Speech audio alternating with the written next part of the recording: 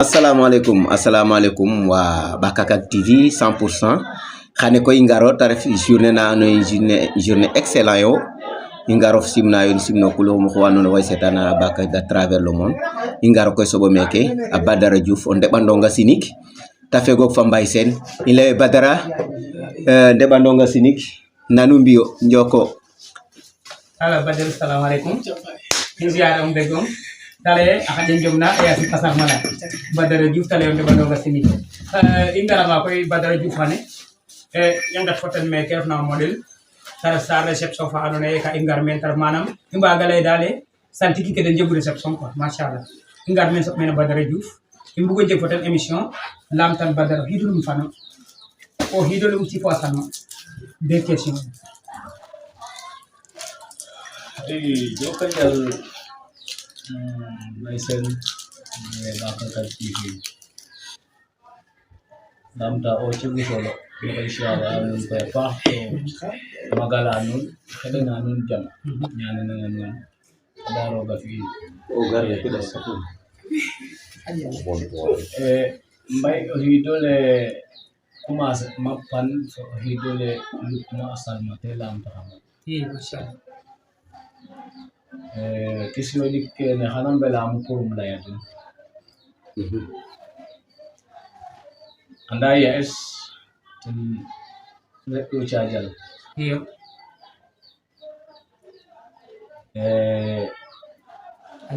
Ya es hartai bo amatu bagi yang kom affaire fangol mo nala matrel 2013 onum tuhidu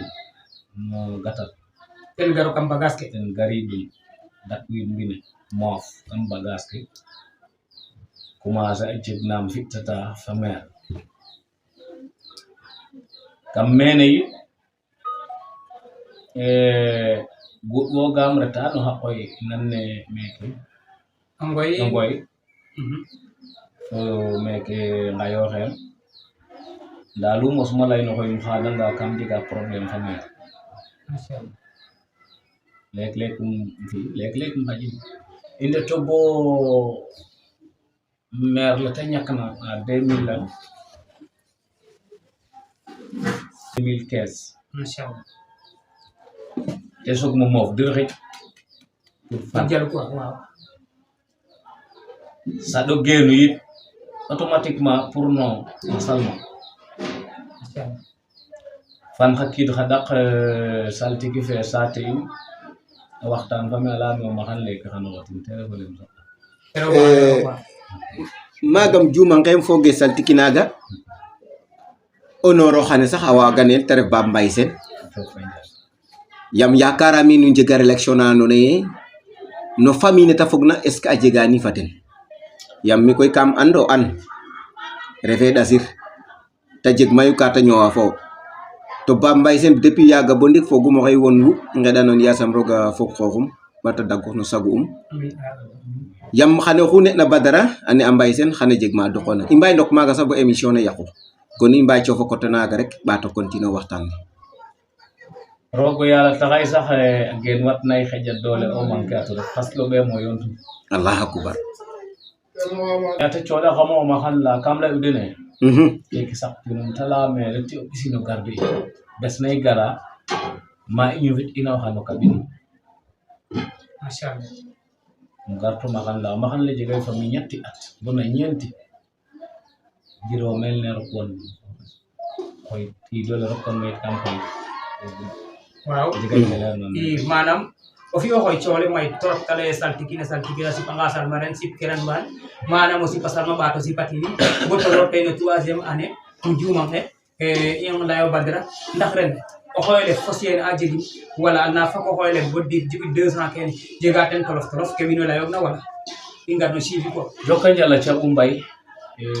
Bakakak TV xoyle jegim te tolof le masyaallah. to yit fe xolim nak ke jegamu Masyaallah. kam fogi te bum xona sax mu jegram kala Masam parce que na karima ngango harima ya bataya masyaallah. xoyle hidola andona te commencer bugna fak to le dom ay amay ay la damma bes nay bu surna fa xoyola lu wondu mo yenga rek kaga nene mbay ndal ma kaga la kaso mais émission yi fokk daje gaay yi on Badara mais dara bo xoyle fakel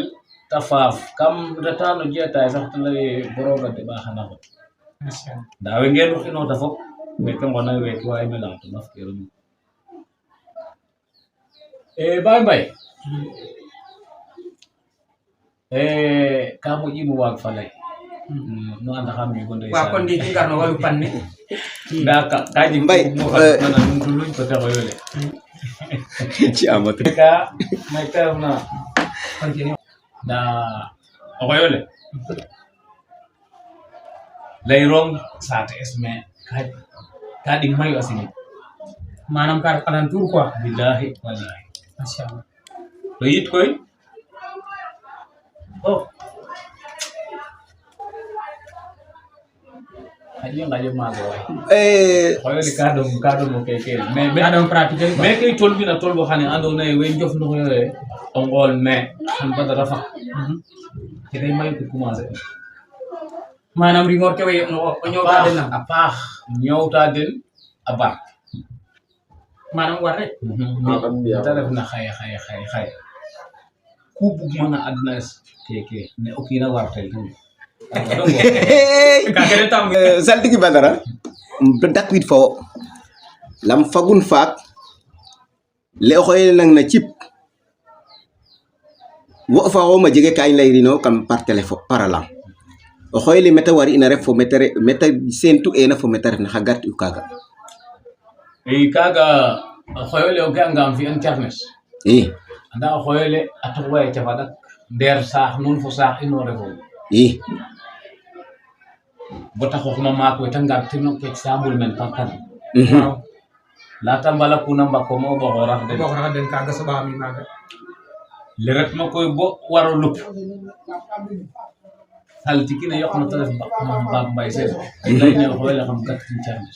wala me ha me am gat parce que ki bugma fi maga rek ko jogi ak safien e tax lek saltiki nge o meke wanan ke o mana mais me wisi an mais fagun fakale sipanona maga foguma lano sipana jege ka xew ina ma de kaga jar secret naga koy comme o xey ka ndere fat i ndokono secret naga xaro garu fo a ñoxalaga ke batu na tere of maga yanga sax ana la ci doy wa da parce que ka def kames non mais kay mbugo vidéo le jëm suivi rek parce que kuna da jega ngay suivi rek abana way ñako intéressé wi ne pour kam jeg kilifa ka def no saate fa mu gero o xoyol parce que o xoyol ka ngaya den toujours tom inu genu nang pour ngay tok den te taxum la nun kam wala di ki abar rek comme jang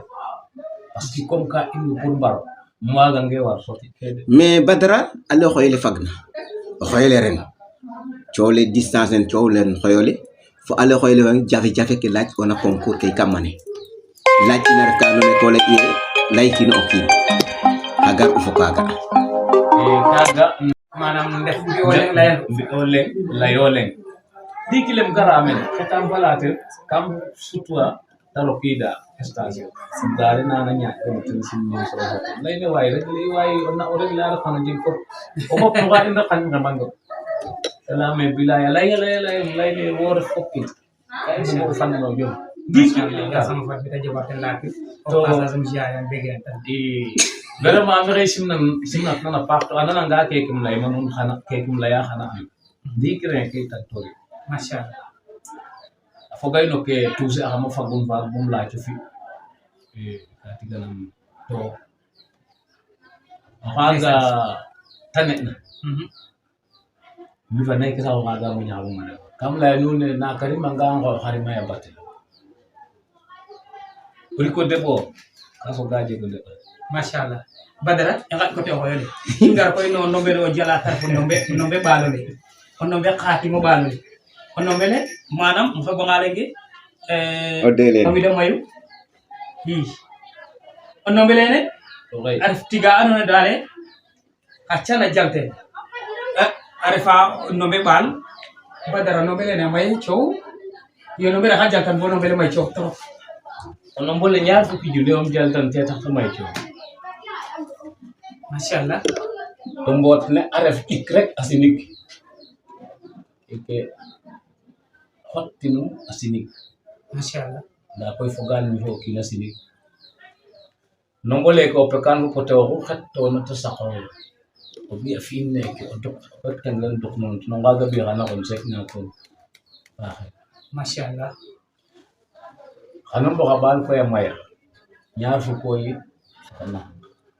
mais xa cana xeeke ona sooxa den o tew oxu rimeerna a ge'initun kat Kaga ref nda keke rek a doya nganaay 100,000 francs tem jaltan na jef kerno de ref mais no wele kana no wele neke dafina neke ka may coow we ñako may coow parce que no wele ka jegi kana we ka jegi ya dik quoi te ref ke leyonga to mi tam mi kam mer santi ki anda den tamit aussi ga o leke Badara jalangirana sinig six fois ko faya jalina sinig a felangan fato xoyin o lamti no wagin mo xoy kar na anda ke taxna joka njal kar na ndetes kar ko passage tamit do ko kino ha jarena do keke koy o kino bekto mashallah keke koy mi ɓatu nombol keke mashallah lakaso mais o nombole xey mashallah kaga xola on nda tamit a doyay karange o saqan tout a refe maga xottano a doyay karange mi xot mashallah kon ino ko ngano émission bo kin wagi mo ñako gidim ten sey cheikh wa ko fay waga idolo xedanan yasam rogo yalla fi na maksa Amin waay. yasam rogo yalla mo no geeru Amin waay. xeyna ta sax na yasam rogo yalla mo no jappal Amin. no bele ko andane soxla ano o xey Badara Diouf ka jare karange normal pour ko waaw kon goré o kornange xaja ko um lay lay bunana ay ndeysan so so ko jufa kaga jege sens ko jufa ko fañna na xel koy an kiro ke faxna yi Badara i ɓaato ndakwiido meeke lam no mbelene soxto nda jege no mbela kas o leyano ngoor ke ko ɗasnin ngoor ke i mbugu ngaro naag te ref no mbe fetel ole a jeg koy wa andoona yee andata na ko xoy ama lang deyamo ten fogum wiin ɗik bo daduk a ngarayo teen a wo continuer émission Eh, nan gila xale mbino pa kene ta layna ndiglo o nombo lenen fetel ne fo o nombo anni i kam jalal nda koy ka jeg naata jaltel nata jaltel to ka fele to adna alal lenna jalal ga o koroxe a mbeel ale soɓonanga ulle nga ref kamana kenen a mbelale may o mudɓe fexey bo ngat na jeex bo xena paƴakel nga wonne o ngatta sutu manam muda o bo fak feñatede wallahi azim o fiyangano nomo billahi fogkiro o kino qol muk o balaka ndeysaan digi o ɓu'o ne mais koy jafiñay xaye kam bug ku leyma xuma duna bota doyong fato fi'in o ge'angirani takwidinami automatiquement kaga ni ngawul leng na mbelale may o gar mud kama na ngat na bo jego ndik rek o ngata ngata ngat na pajara to feñiro o sutu Yeah. kaga o fi'ano nombo fo rok dafkiro no xola o baraka mashallah kaga ni ani muus ɓaal ɗok no jegeerna dara o ɓekan no kawdir ñulugin to ta ñoowa o jawin bota ɓel ta tas o yu'in waɗi o ɗendooro yaaju fi'neeke o damanga o hiƴaxa fi'ne o ge'a xooxof tegi boxa kiiƴaxanga to o deg wo hiƴ fi'neeke ge'kiro xoox welaanga o ɗegaataxa ndik fo nduɗwin o xumwan billahi xaƴ mumin video a put walay cuwa o xumwin o gar mee a ndeera mbugo ñaam o gar mee a nge'angaango inongen yo olu ge'onu ndeer kama sinit xoytena koy kaga ref secret ba mashallah i Badara ino ndeta ngo koy no kino xa andoona yee ka songel ta ref tig cafeñ saax lene ta refna a may lool tamit aussi mo teɓandonga kiin waree songeel sax ga'a song oxe retna bo songel to o bug ta wat no sirlo sax reti koor noona naam ley non non nam lay o ret wat suufar naak naam ley sufar fo peen dibi o waat fa liit kam mbin naam ley Liit alxames kam mbin, waaw. liit fa liit fogre fa liit ro Falit fogre falit ro. alxames o ɓoorin naam ley kaga bafokat keke koy kana lilen keke o lili ya kaga litna ato ya ma bogwata gouverneur bononan ato sikko barke bay taxol kat naga nay est ce que sax aji bay ke sax moten sa jako bre jena sax parce que dum tol wa kam garde baga parce que bugi mo yong no bin o kina fatwel mano sabab iyo mo me ko kina nang kir te ka jir fat mat no so fada yong kim no bin o kina manam kaga dal karef nganayeef quoi nganaye so fat me même te jamrat naita Badara tamit aussi a refa nga o kiino xa andoona yee ka ɓekel tig manam a ñaam tig te gartan jafe-jafe ndax ta ref ka miñna fo ka miñena garanga na wona fi'a fo ten Badara kaga waɗe ko noon waɗ gina cek yurin no kas ɓe xoot kama no ko mon no yo in mata saf a yaranta gal a yerangan a sutin jegge inde to ngarongo ko mon gina cek jaxasi kasu ta yeri oh machallah anda in boro to kam nan gilu xana xam kam jabalim fop machallah ka jeg meta dokna kam falay may billahi de tate ko kay manam digil manam ta ref walu examen kene anda jegay ne talay na te mais koy wa kaga andino ndigil na kam jalan ya koy andi ke talay machallah ndigil mais mi da be sax na tok fa mbas dol mbas loolu machallah kagam jalata fongi ne bi bina adat kagam jalta kaga jàpp kaga leeri machallah ko tew re genu na yito mahalata ndok rek karim na ma xalaatu la tax na miir ne parce que kan way ma mo jo faax koy tan wala na fucola anda te tax ndok da mayati wa cosaan kam hu wadi dura mami dem wakka mahala ndokis machallah kaga jege wa karim na to jabayar gin na ref na kam bidit karim na to machallah khatima gatel ona yo na fo te o log te khata o yenanga mu khada ka o du khada ka mu chono ngol ngang ko fina chawa ka da kana ha ga da mu machallah na ko ro ga ref na ko parce que lek lek ko te wa da xam nga ya so ko ro ga ref na ko machallah ale ray Ahola. ya sabro ga fi ajam in koy kay may ro xamam to defa cha ma toujours kam la ni ke ni def na buntu du wa parce que kam bo ma dag wa may ro sa in dol Tara ndigil. da o ma dag koy wege ko nak so lay ndigil wala o nakari mong so lay da sax la in kar na ma dag may anga ngaram fa xooxum angkan garam khakor khatte kamay khay ma fa pa ka lu ne de apa sa kam ma da ko jam jege mais sa de layo machallah bayno nakko kan wan boro ga fe même on a fa nay la lo Mais Badara ka jeg fede fak a jeg action leng ma ga mo o fi'in tar xolen tudale mo mbir ngo xadi tene lam il faut qu'il a un yama jegay pe akana a jego hido len mi fawo o nga ino moto isi da xam mindes indo kote fala na coupé mbidan jegin mo jegin kam bugo gar fa xolen tudale faw taler Badara kino tuddale to reño fi de ka seetaan émission ne quoi ko ka tud mo mayoba den ka koy mi badarante ala ben ko tud mo xet mo parce que tud ka nje go tud ka na ko jega tud ka mo no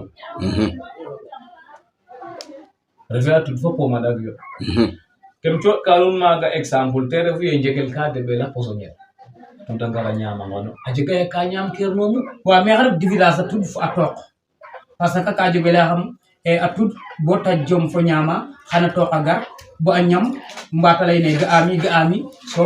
a tud fo xoma so noga kene kare fa sere rek da tud fa to akam mo te mo parce que to na ko tam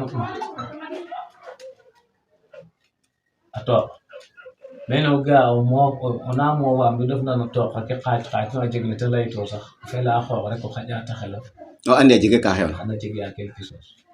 a tud koy pour te circuler a o gan da wa go refo yeng rek a ref bi def ni surtout mais ñaal tu ñaal yo be tudde atu lam tu yal xamone continue tuddali ak tud bo so waxo fata ref o maada tud wala tan fo tewno maada tud ndigil wala on dokor no maada tud wala on dan no maada tud ndigil o maada tud ñakke sahora tam comme ino o hay bindes video re yito parce que so xamle mo am mais manam différent nene namo antan no kaga koy xam-xamo no xam-xamo kaga no xam continue émission parce que c'est de yalla ga o xetanga fo min xarba saltiki xarba kay kam koy borom no kaga du ko wat mais gadu ko watu taxe o lay tejek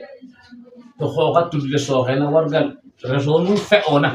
buna xewa mo ane manam tan lay ngoten billahi lu paaxo paaxe o dana rek o dana rek ko yoba wara wa xoxatu a soxel soxle warna o hakan min bela ka jaw commune ne bela ka jaw jini on na on o huna bafa xanu deta xoxatu fufa bonan yo ka soxo pour que rek ta xol lay dara wat kin kila mbay mo si mo gisee keke fa ku andar mo lay kin agar nda ku lay no ngaje no to deto fa ka so ha so khatu dinde ando no to dole ref na o man ko khatu dinde so ka war sa qur'an machallah kaga xola mais badra manam wo panof ko ɗeta no happeta wala ko ɗeta no foofi wala ko ɗeta comme ngor kene to ɗetto no ngol wala lakas mi rappeta o so bum ñaar fuk wa may dem jata mais te gami de top kaga top te hupuno ke fulani njalo to de ya machallah kurusi kam de tate kam de tano fofi kam de tano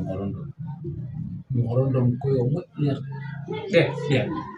la holona kulam to non tan e chongoten kunta refna ref tan lay ngoten ta hol xej ngorondo kaga ref digi voilà kon tout droit Bakakang TV travers mon entier la duna rek Badara Diouf on de bano gasiniki waaw te na xoyta xoylen nana anga ngar lam Badara mbugo ci wax ngor ke numéro téléphone of téléspectateur ki andona ka ngadi yono Bakakang TV xandel ci waxe de numéro of numéro téléphone c'est 78 78 252 252 35 35 69 69 wala 77 77 341 341 37 37 58 58 ñu ref na kay sa xay wasa voilà nous ref jega WhatsApp kene ref numéro Badara Diouf waaw tamit numéro nen fat contact am fo mu wagona ref xam